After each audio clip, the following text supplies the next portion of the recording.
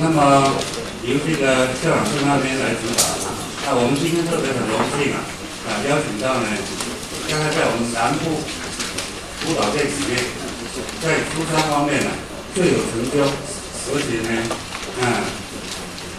也颇获好评那么我们一起出来，还有同学在这边特别亲近。那么他基本的这个，现在是在任读于这个南台科技的这个学生辅导中心，在这个张师大辅导初三呢，还在读博士班4年级今年应该会顺利的通过。那么尤其在早期中部地区生命线他负责的相当好拯救了我们南台湾很多不知道往哪里去的学生，有很大的贡献。今天我们就很热烈的掌声欢迎张教授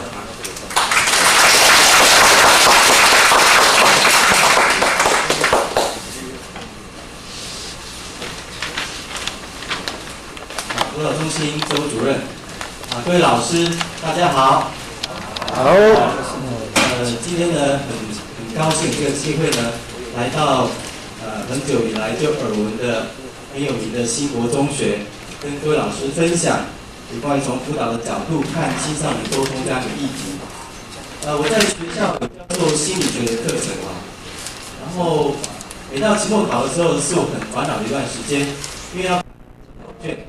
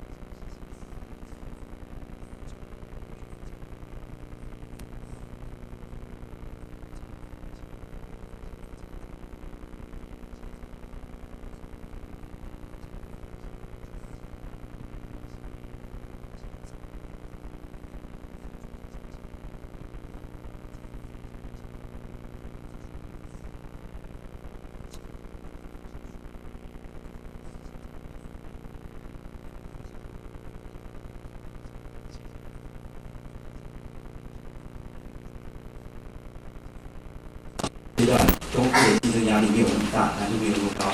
上了国中之后，那个课程难度的落差太大了，竞争太剧烈了，几乎是很多小孩子他自我价值感的锁系都在学业成绩方面。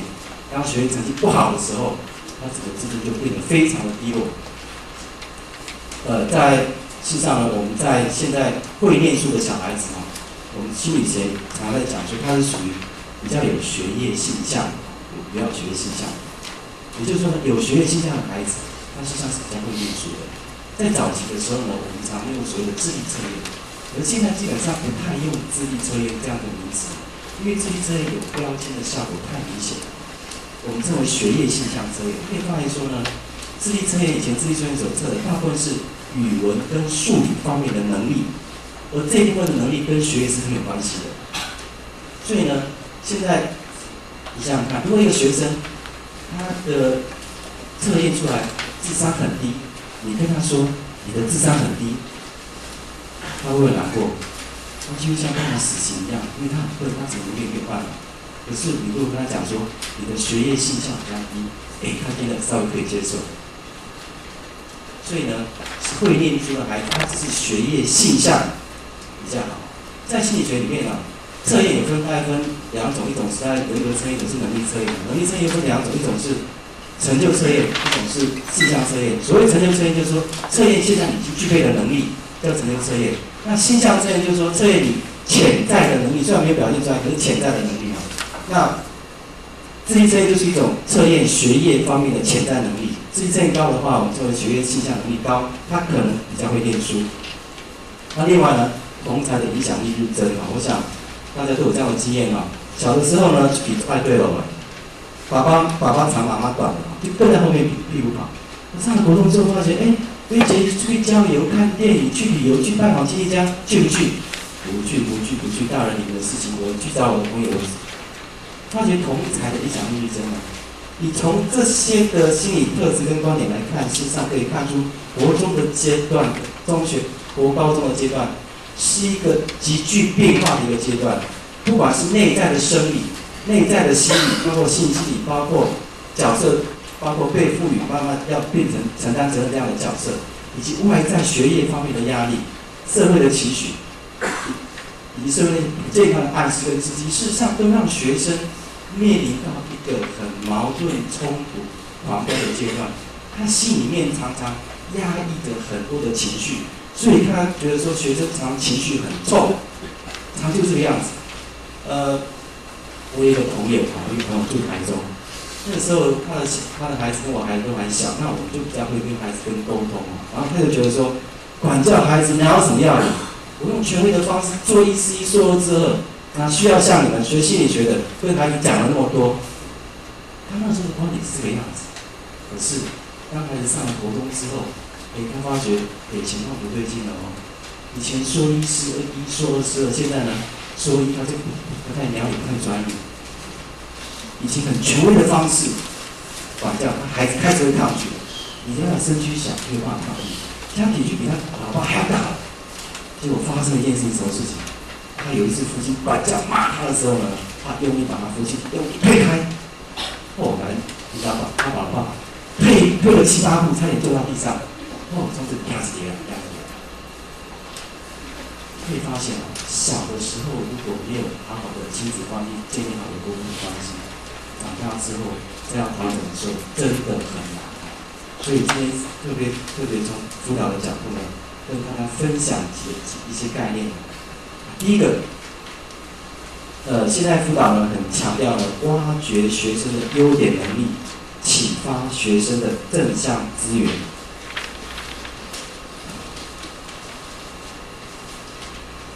我这边有一张图大家都很清楚这是什么图。这是一张太极图，对不对？里面有黑有白。在传统的智商辅导的领域里面常常是去看黑的部分，你哪里不好，你哪里有困扰，你哪里适应不良，你哪里病态，我根据你那部分去矫正去探讨。所以这样的一个历史的这样的一个取向有它历史的缘由因为在弗洛伊德那心理学的鼻祖是弗洛伊德，他属于心理分析的，他是属于一个精神科的医师。他在早期，他所处理的对象都是比较严重的精神病或精神官能症。然后他在处理那些病患的时候，他发现一个很奇怪的现象，就是那些病患，他小的那些病患，虽然他的症状是呈现在现在，可是呢，他的早期几乎都有一些受创不愉快的经验。当然，如果去回忆他早期不愉快的受创经验，去回忆、去分析、去处理的时候，以后他现在的症状就会好了很多。所以那个时候就这样，心理治疗就流传下这样一个传统，就是去针对不好的部分，去挖掘过去的创伤，去找他过去伤痛的地方，然后来处理。这固然是很有效果，可是对于一般不是说病态的人，是他身体里面还有很多健康的部分。也就是目前心理学界很流行的一个观念，就是 empowerment， 就是尽量的启发你内在正向的资源，鼓励你发掘你的优点。就像说，以前的心理治疗呢是看到那个黑的部分，然后去矫正的黑的部分，使黑的部分变白。现在呢，一个趋势是，我看你白的部分，我去强调你白的部分，我去挖掘你白的部分，让白的部分慢慢的扩大，慢慢的扩大，然后就盖到黑的部分。那这是心理学的一个趋势嘛。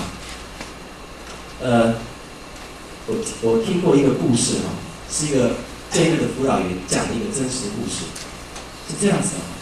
他在监狱做辅导员做了很长的一段时间，结果有一次啊，一个受刑人他已经出狱很久了，他回来看他，就跟他讲说：“某某辅导员，非常的谢谢你，你是改变我一生非常重要的人物，所以我今天非常谢谢你。”结果那个辅导员查过去的档案，我对他没有什么印象啊，我只不过跟他作为智商辅导而已，难道有那么大的影响吗？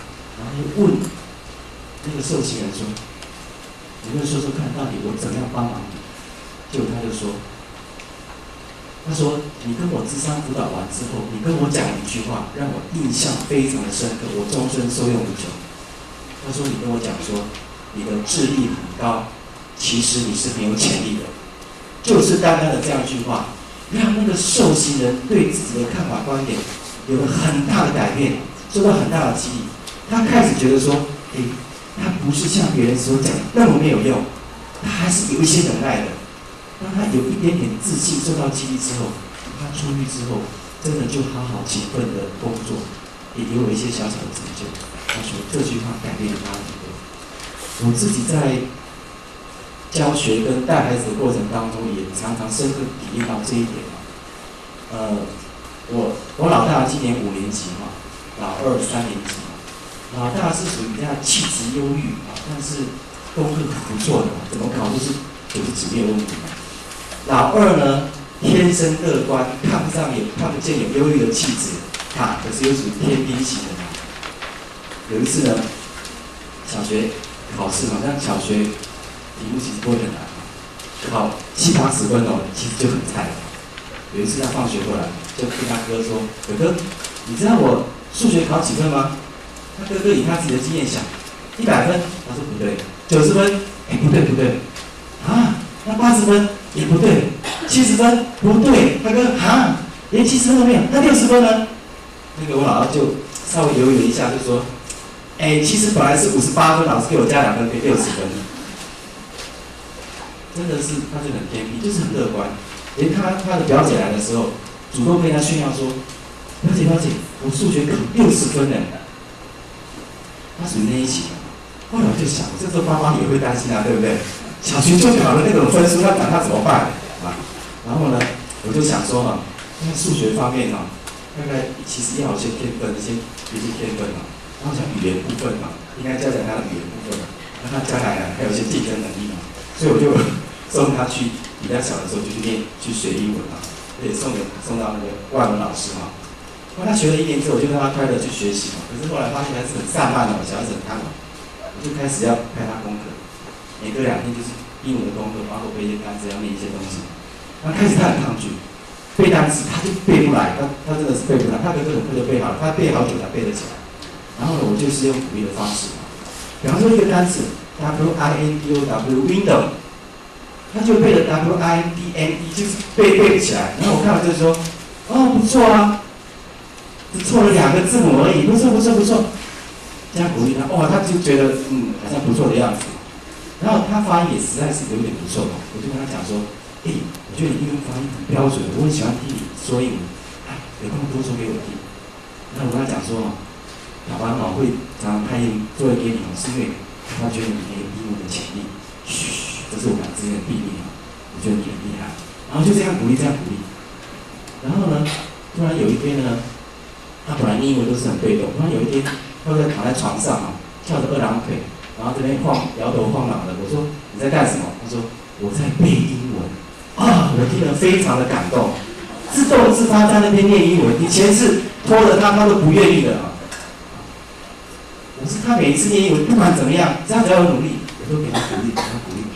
实际上他现在的英文程度呢，已经快追上他大他2岁的哥哥。虽然他数理能力很不好，可是英文方面就是鼓励的方式。他慢慢有一些进步。那另外呢，在心理学有一个很重要的一个观点，叫做自我避免的应验，就是比马龙的效应。什么叫比马龙的效应？我们翻译作匹马龙嘛，一匹马，匹马的匹。那匹马龙呢，它是古代希腊罗马神话里面塞浦路斯的一个国王，他用欲望跟象牙雕刻了一个美女葛阿蒂，然后就雕刻得太美，他就爱上她了嘛，然后就天天跟她倾诉，跟她说话，把她当做真人一样。然后这种对他的期望这种爱慕呢，果然感动了天神维纳斯，就把那个女人变成真的人，然后从此国王跟美女过着幸福快乐的日子。那这个故事是代表说呢，事实上我们如果对一个人有期待的时候，这个对他的期待观点会影响别人，就真的使他表现出跟我们期待的那个样子。这就是所谓的自我避免应验的效果。也就是说呢，如果我们认为自己是乌鸦的话，我们就不可能变成天鹅；如果自己认为是一个顽石的话，我们就不可能变成璞玉。我们对于自己的观点跟想法，就会慢慢的不知不觉的潜意识的去表现成为我心目中所想的那个人。这就是自我预言应验的效果。那在1960年代呢，美国哈佛大学的教授呢做了一个非常有名的实验那个实验的结果呢，还在当期的读者文章呢用斗大的标题在报道。什么样的实验呢？它称为智慧开发者实验。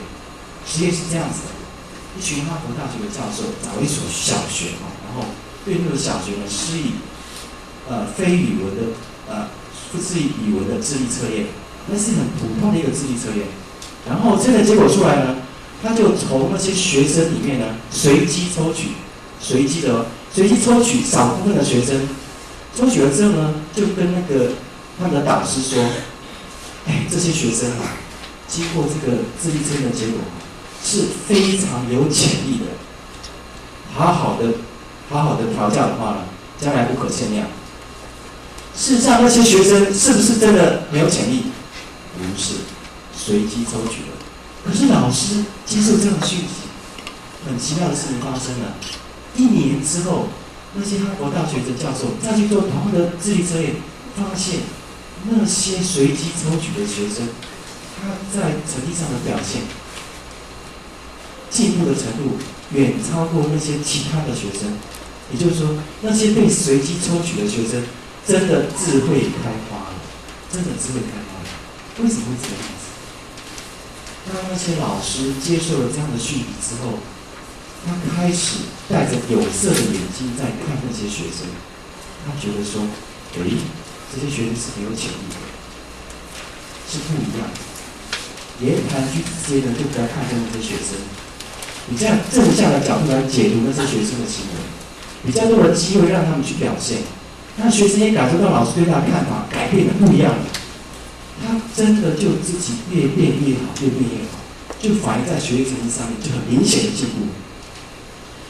这是一个智慧开发者的实验，老师对他的观点影响学生对自己的观点跟认定，自己就真的变好。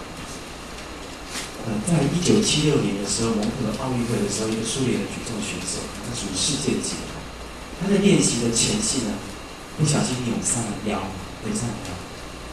之后呢，他对他自己的举重的实力呢，就很缺乏信心。他觉得我社会上就我不可能回复到以前那样的实力。结果呢，他对500斤的关卡，500磅都一直提不上去。他每次都觉得碰到500磅的时候就会关卡举不上去。那他们的教练呢？他们的教练知道说，事实上都是好的差不多。他为了潜力，也是因为心理的因素。他教练又想一个方式，什么方式呢？他就制作了一个特别的举重。事实上，那个举重几磅？500磅。然后就跟那个选手说，这个举重只有480磅。480磅对那个选手来讲不是困难的事情，所以他真的就把它举起来了。可是事实上那是几磅？那是500磅。可是他认为他480磅，所以他举起来。那一次之后，他突破了自己的心理的关卡，成绩突飞猛进。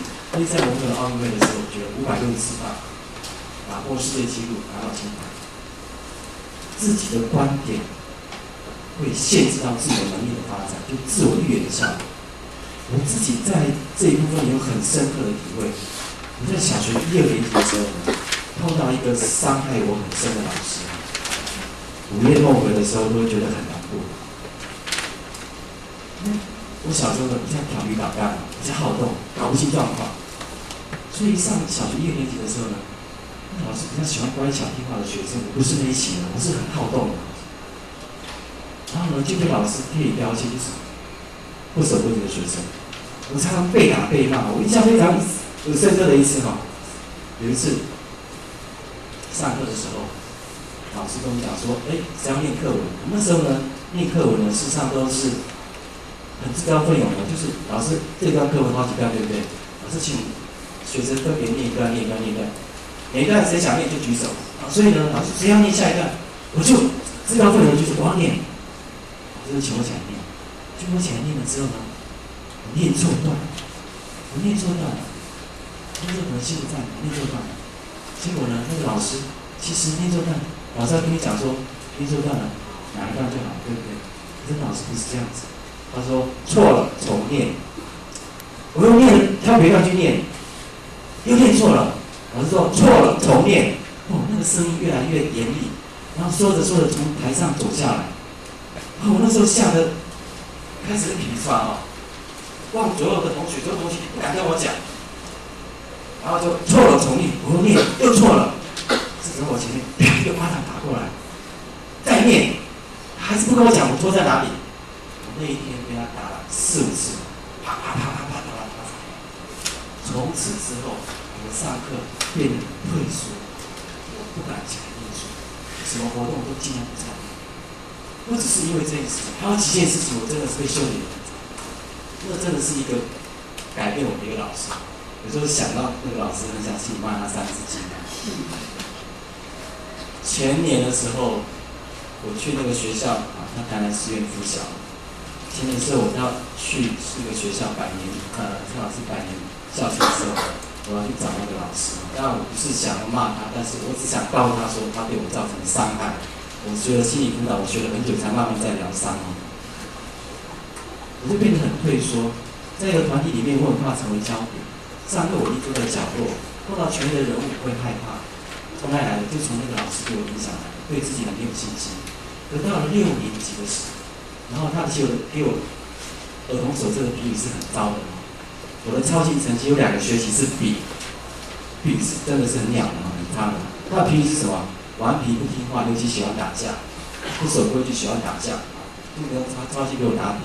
可到6年级的时候呢，我来了一个学校来一个新老师，而且呢，以前我们全校每一个年级只有3班，升到6年级的时候变成开始改成小班了，变成一个学校有3班变成4班。换句话说呢，每一班有50几位变成30几位，每一班有20位过去。那由于新成立的那个班级，老师是很好的老师，所以一些有办法的、成绩好的就调过去了。结果6年级在选干部的时候，就发生一件事情：蜀中无大将，量化捉清风山中无老虎，猴子称大王。结果就被选为那个风纪股长。风纪股长是管秩序的，我秩序那么差，竟然被选为风纪股长。然后呢，我们的老师因为是新来的老师从其他学校来的，又不晓得我的前科然后就对我很好，对我很鼓励。我发觉真的不一样这个老师对我的态度跟以前那个谢某某的老师真的完全不一样。我就真的是觉得说，这个老师很看重我。这个老师很鼓励我，这个老师对我有所期待，我就真的比较不敢捣蛋，然后就变得比较负责任，希望讨好他，然后我就觉得自己对自己的观点慢慢的改变。我从6年级是我的转捩点，我真的成绩就不断的进步。到了6年级下学期的时候，我当选班长，而且当选模范儿童。然后呢，我现在回想起来那本儿童手册我还留着。6年级的时候，老师给我的评语是什么？超级是甲还是甲上？他给我评语是写什么？知书、达理、勤学、负责，是最能自动自发的一位好学生。看了真的是跟以前那种比较起来天壤之别。我怎么变过来的？我到现在还非常感谢我6年级那个谢秀莲老师。前2年的时候，我们同学聚集，我就之前想找那个老师，后来我知道他，我们同学聚集，跟他聚在一起，我就跟他讲，我真的非常谢谢你，你是改变我一生很重要的一位老师。这就是自我预言的效果，他对我的观点改变。小学1年级那个老师，他觉得我不好，看我不好，我就真的表现不好给你看。6年级的老师他鼓励我，对我不错，我真的表现好给你看，就是这个样子。自己对自己的认定会影响很大，这就是自我预言应验的效果。在国中生或高中有做所谓的放牛班，放牛班分班因材施教是教育的一个其实是很正确的一个理念。困难是在哪里？最比较可悲的事情是，因为放牛班的同学，我们觉得他程度不好，所以呢，学校的老师、任课老师、行政人员或其他的人，有意无意之间就觉得说你们是不行的，你们是糟糕的，你们是被放弃的，你们是没有希望的，传递这样的讯息给他们。实际上，他们只是可能比较没有学业细项能力而已。是由于我们常常把学业成绩当作评价一个人单一的标准，所以他们就很没有自尊。这是放牛班一个最大可悲的地方。否则的话，其实如果老师他只是学业成绩不好，没有学细项，如果老师能看到他们的话，事实上可以给他们很大的自尊心的增强。而一个人被看重、被关爱，自尊心是一个人内在深处最深层的需求。我看这一则报道，是在美国南加州的一则故事。他说一个4岁的小女孩，那个小女孩呢，在家里的时候呢，父母亲就是常常的忽略她，就一个人玩她自己的忙于工作，父母亲就是很常忽略她，就一个人玩，很孤单。然后有一次呢，那个父母亲呢就带她去参加一个 party， 那个 party 在游泳池旁边烤肉。同样的，那个小女孩呢，还是没有人理她，一个人玩她自己的，走，不小心扑通，那个游泳池里面去了。跳下去了之后呢，因为那是一个 party 的宴会很多人在场，看到他一下就把他救上来。虽然他救上来了，可是已经喝了好多的水，他很难过。他的父母亲马上拿毛巾，然后给他擦拭，给他嘘寒问暖，给他好宝贝抱在怀里，一直抚慰。那一次的经验，让那个小女孩觉得说，她以前从来没有那个被父母那么关爱、宝宝、抚摸的经验，非常愉快的一个经验。从此之后，那个小女生就习惯性的落水，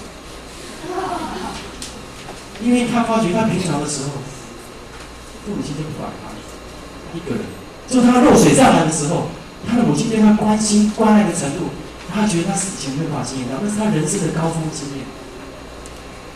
结果有一次，他还是习惯性的落水，可是并不是每一次都是那么幸运。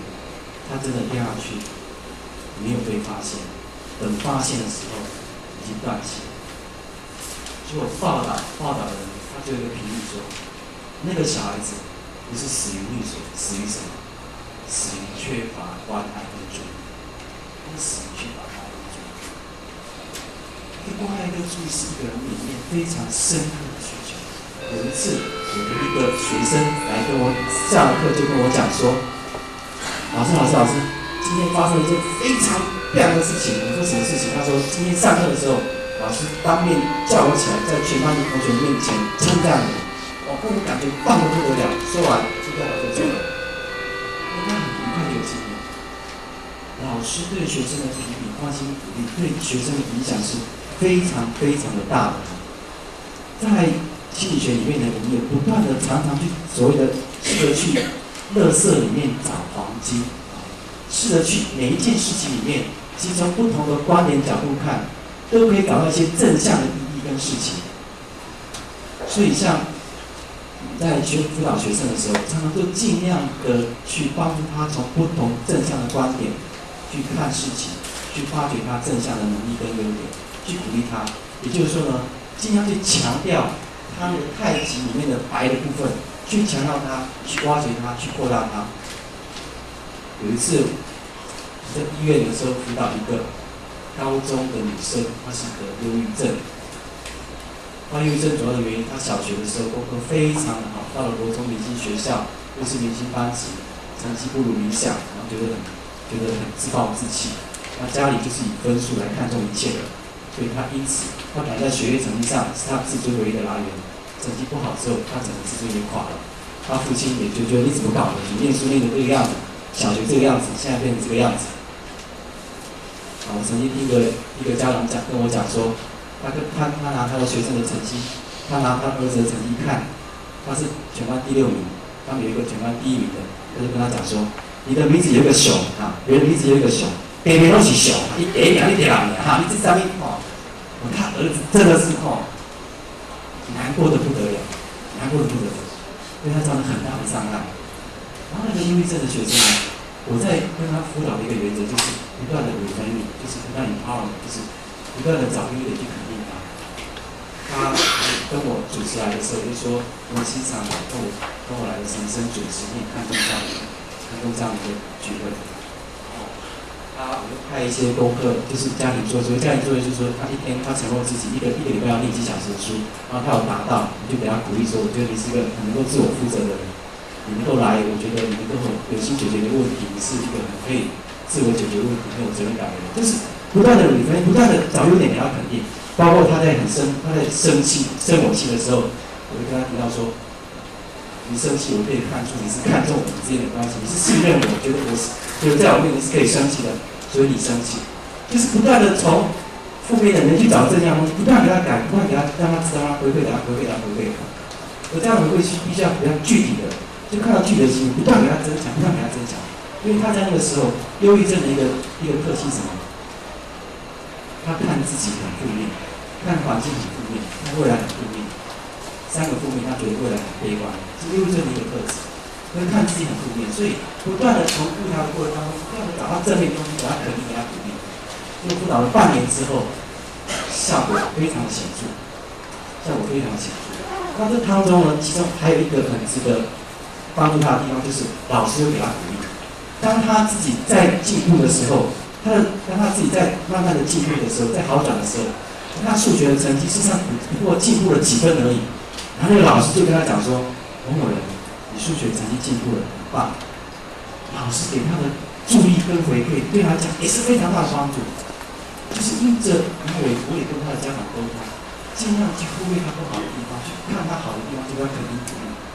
这样长时间周遭的环境配合下，半年的时间，他进步很多，药也慢慢的在减，就是不断的去鼓励肯定，看他好的地方。要评量一个人自我概念或自己觉得自己好不好，常常是一个很简单的测验我们可以自己做，也可以叫学生做，就是说让他自己去写他觉得自己的优点跟缺点，让学生自己主观的去写，他要觉得哪些优点就尽量把它写下来，有哪些缺点就尽量的给他写下来。如果写的结果发现说优点比缺点多，大概那个学生他的自我概念、自我的认定还不错。可是有很多的学生，他在写缺点的时候呢，下笔非常的流利，无万不全言不择地皆可出一发不可收拾，啪，写多的缺点。可是写优点的时候呢，好困难讲了老半天讲不出几个，这是很典型的对自己的看法非常负面。我常常学生，有一次我在辅导我们学校的学生也是这个样子，他也是很情绪很低落。我经常写优点的时候。派一个家庭作业给他，请他下次来跟我入场的时候，写他的优点跟缺点。结果呢，他隔一个礼拜来的时候，他很难过的跟我讲说：“老师，缺点我觉得很多啊，这一张都是优点，我真的想不起来，我真的想不起来。”然后这样讲的很难过，又要哭出来。实际上，一个人会对自己的看法那么的负面，受到过去经验的影响太大了。父母亲是第一号的杀手。父母亲在小时候的时候，就是觉得表现好是理所当然的，表现不好就是一直念，一直念，一直念，然后跟他弟弟妹妹比较，他不如他弟弟妹妹，变得非常的自卑，有忧郁的倾向。那所以呢，我在这样过程当中呢，怎么样帮他从垃圾里面找黄金，对他意义是很大的。因为有一次，那个学生他很喜欢女孩，他喜欢女孩是从来都是暗藏在心里面，口难开哈，里面闷骚闷的穿内衫也不敢表达。结果他很喜欢一个学姐，他有一次鼓足勇气，让学姐攻读的地方，那学姐是在一个药房里面挂号，他是攻读，他就自告奋勇的跑去那个地方，跟他的学姐讲说：“学姐，我很喜欢你，我们可不可以做朋友？”天哪，那么的直接坦白啊！然后那个学姐就跟他讲说：“对不起，我已经有男朋友了。”就刚拒绝他。他回来之后好难过，好难过，好难过。他跟我讲这件事情的时候，他讲说，责怪自己说：“我怎么那么莽撞？我不会表达，为什么不会察言观色？等等，一直责备自己。”然后我就跟他讲说：“其实我很欣赏你，我很欣赏你。”他说：“啊，你欣赏我什么？”我说呢，你能够那么主动积极的去做一件事情，我觉得这个主动积极的态度，我非常的欣赏。啊，他本来对自己的看法都是从负面的解释，然后听我这么讲，他的眼睛亮了，他眼睛亮了，就觉得不一样了。啊，这就是垃圾里面去找黄金哦。我记得，在跟一个基层会议师沟通的时候，在谈这方面的观点的时候，他举了一个让我印象蛮深刻的例子。他来处理边缘性人格，什么是边缘性人格？边缘性人格是非常处理的非常高难度的一个病症啊。它的主要的症状就是，冲动控制的困难，暴躁，不断的自杀来威胁，然后在亲密关系里面呢是没有界限，不断的冲撞跟冲突。事实上呢，我在看社会版的时候，就觉得王小长类似这样的一个人格特质。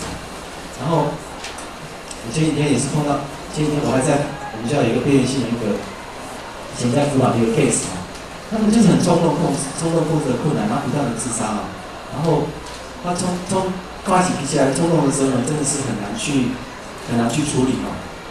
像我那个学校那个学生，他在跟他爸爸讲电话，讲得很生气的时候，一气之下把那个 notebook 一排高高举起，不是轻轻放下，重重的往下一丢。5万块的notebook就这样报销，他们就是这个样子。然后那些人会是跟我分享的时候，他说他也是有一个这样边缘性这样的例子啊。他们家200万的新房子的装潢在他的一怒之下啪啪啪啪啪往去砰砰砰砰砰。他算了一下损失了50万的装潢，然后他就因为他跟那个精神科医师每个礼拜最是会谈半年他说跟你谈了半年还这样冲动控制有困难他觉得很沮丧，他情绪比较平静的时候，他觉得非常的沮丧。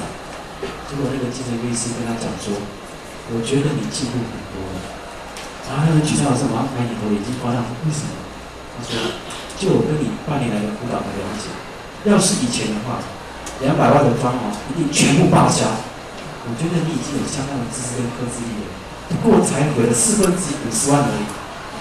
这半年你进步了3/4。哇，那个边缘性人一听，马上从那个观点来看这件事情，他觉得他是有希望，他有进步了。这就是一个不断的从垃圾里面去找黄金的这样一个历程。所以，像我在辅导学生的时候，那学生来的时候，如果他准时来，我一定会给他肯定跟鼓励。我们约好的时间你会准时来，我很欣赏你这样的守时。或是他主动来，我就跟他讲说：你能够主动为你解决这些问题，主动来寻求资源，我觉得你是一个可以自我负责的人。就是这样不断的找优点给他肯定，找优点给他肯定，就是找具体的事情给他肯定，常常都会让学生起了很大的心理的变化。那些容易自杀的人那些容易自杀的人事实上呢，几乎是很忧郁、自我概念非常负面的人。你仔细让他写自己的缺点，几乎一大堆，几乎一大堆。怎么去讲这些学生？有时候去谈他的缺点，谈他失败的地方，常常会让他觉得更灰心丧志。可是如果从另外一个角度去看他表现不错、优点的时候呢，事实上对他的影响常常是非常正面的。那这一点是在辅导学生的过程当中很深的体会，也是目前諮商辅导呢蛮深的一个趋势另外呢，再提到一下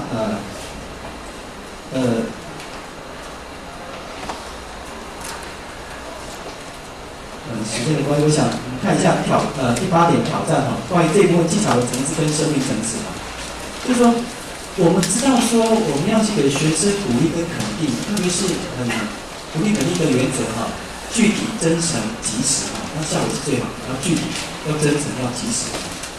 那我们有这样的理念，我们就是要鼓励肯定学生，这是一个方式虽然我觉得他不是那么可爱，可是因为我觉得对他有帮助，所以就肯定他、鼓励他，这是一个层次，叫做技巧的层次。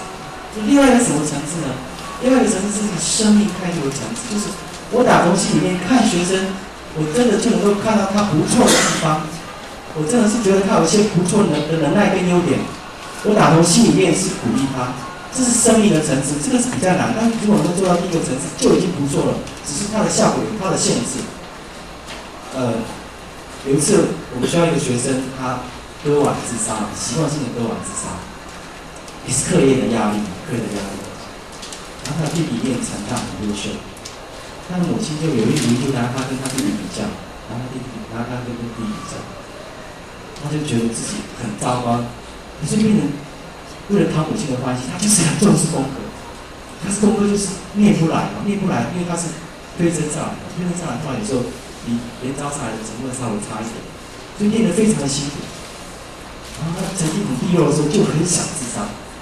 然后我把他母亲呢找来谈了好多遍，我跟他提到这样的观念，不要比较，然后尽量鼓励他的孩子。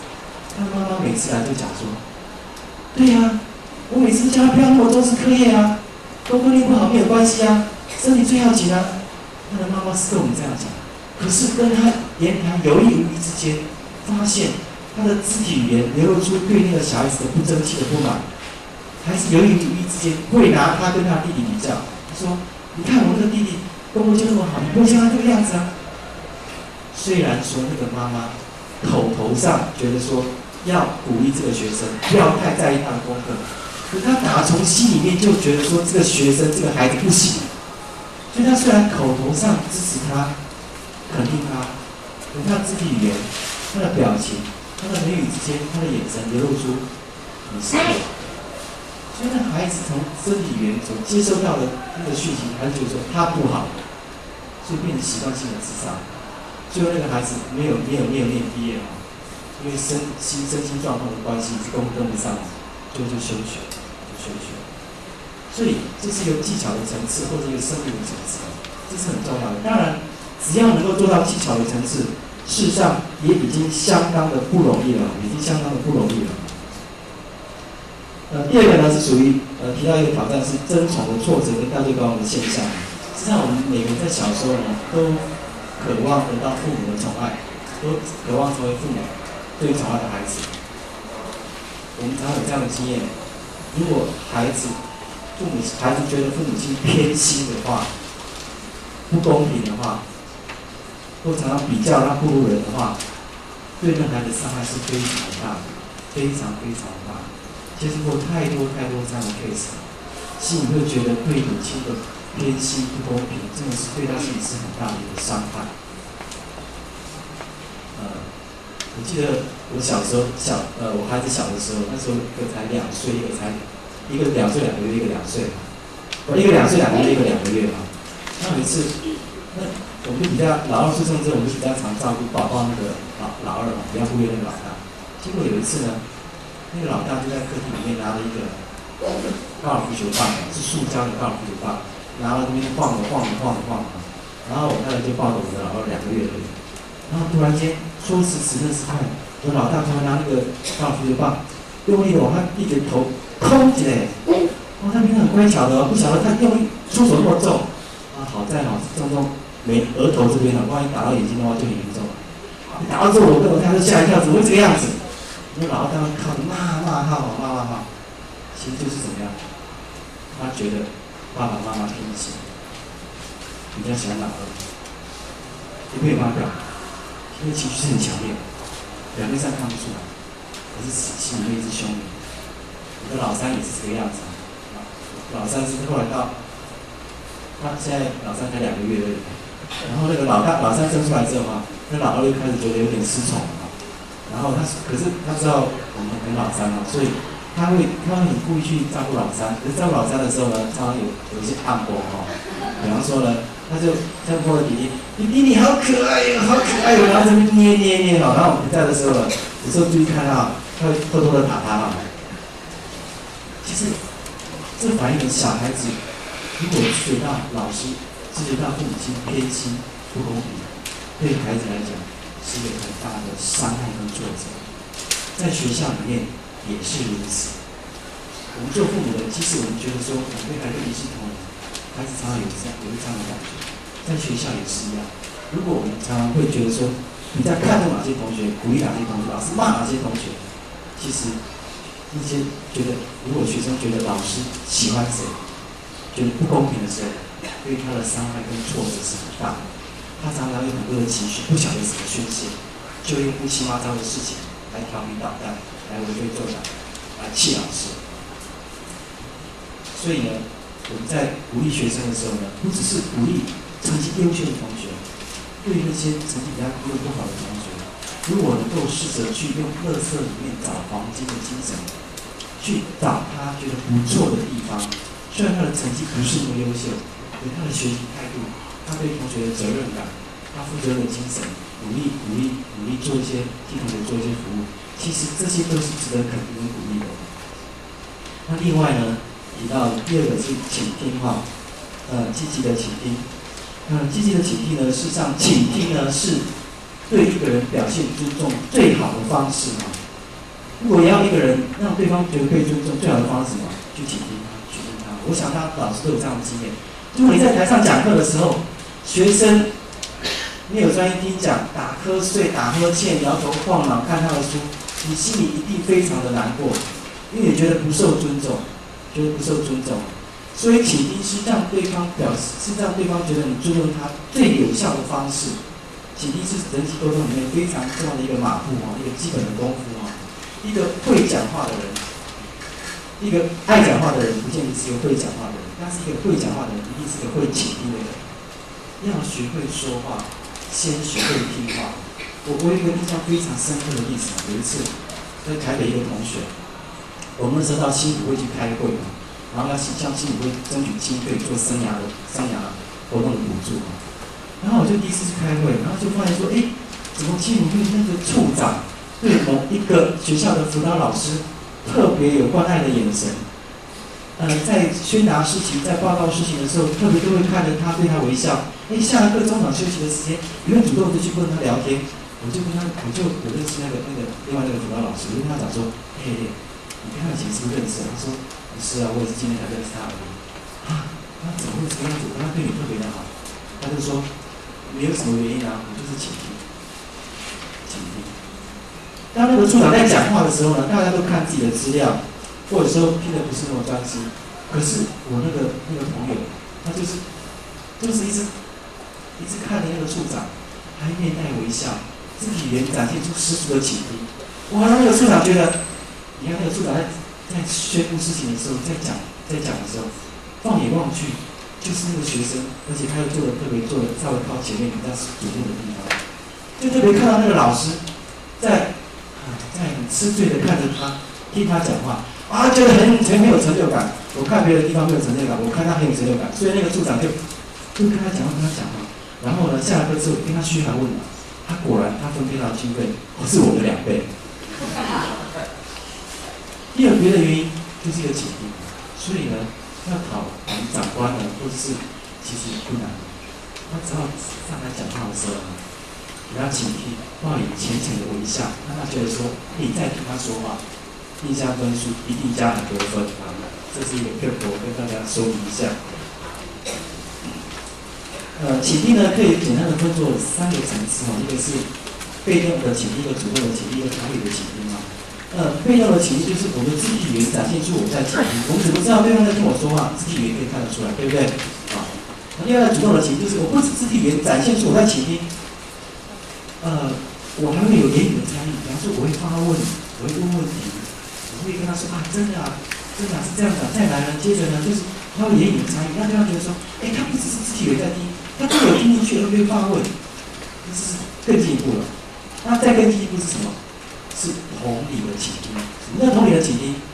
同理的倾听是做智商辅导最核心的技术跟训练，就是设身处地，站在对方的立场去体贴他的感觉，去想他的感觉，去体会他的感觉。那这是不太容易的事情。比方说。